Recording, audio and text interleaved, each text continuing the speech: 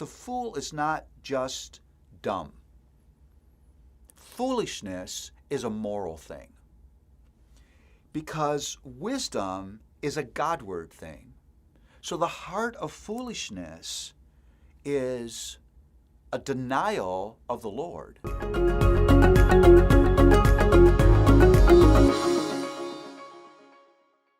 One of the sweet and important themes of Proverbs, it just shows the tender-hearted care of the Lord, is Proverbs really tries to help us to see the folly of folly, the foolishness of foolishness. And the reason that that is so important is we all have this problem.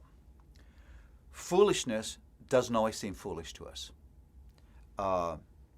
If you're pulling out your credit card to buy something that you can't actually afford with no thought of how you will actually be able to pay this new increased debt, you're not thinking about how foolish it is. You're thinking about the excitement of this new possession that you're about to get. If you're lusting after a woman at the mall, let's say, you're not thinking of the utter danger and foolishness of what you're doing. You're thinking of the beauty that you're looking at and the pleasure that you would fantasize in your mind. We need to be warned to remember the foolishness of foolishness. Now, here's the problem. Foolishness doesn't just live in the grand moments of your life. Foolishness lives in all those little, seemingly inconsequential, mundane moments of your life. The life of a fool isn't built in 4 moments. The life of a fool is built in 10,000 little moments. And the life of a wise person isn't built in 1 or 3 or 5 moments, but it's built in 1,000 little teeny moments of life. So the Proverbs works to help us to see the dangerousness of foolishness. And what it does is it works to convince you that the fool is not just dumb. Foolishness is a moral thing.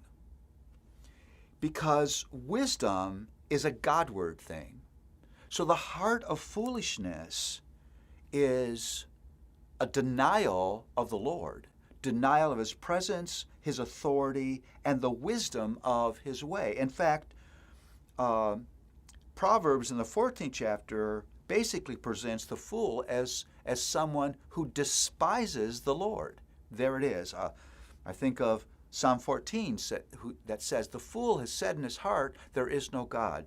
Now, we're not talking there about philosophical atheism. We're talking about living in a way that denies God's place in my heart and in my life.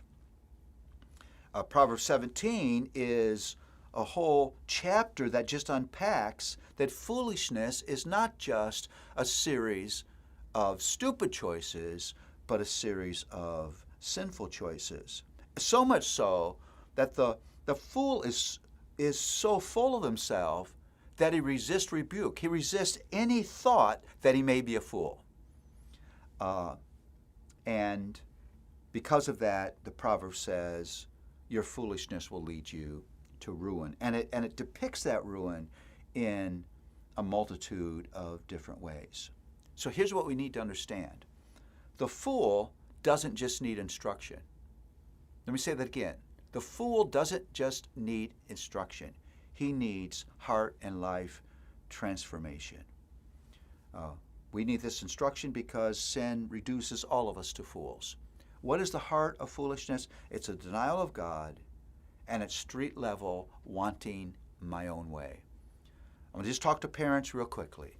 Parents, you ought to read Proverbs and look at the folly of folly because you are parenting fools. Children come into the world with foolishness in their hearts, the proverb says. And they need parents who hold God's wisdom before them, but parents who do more, who hold the need for rescuing heart-transforming grace before your children. Because your children don't just need protection. They don't just need instruction. Your children, being fools, need radical heart and life transformation. That transformation only comes by the power of God's grace. Hold the need of that grace before your children and watch what God will do.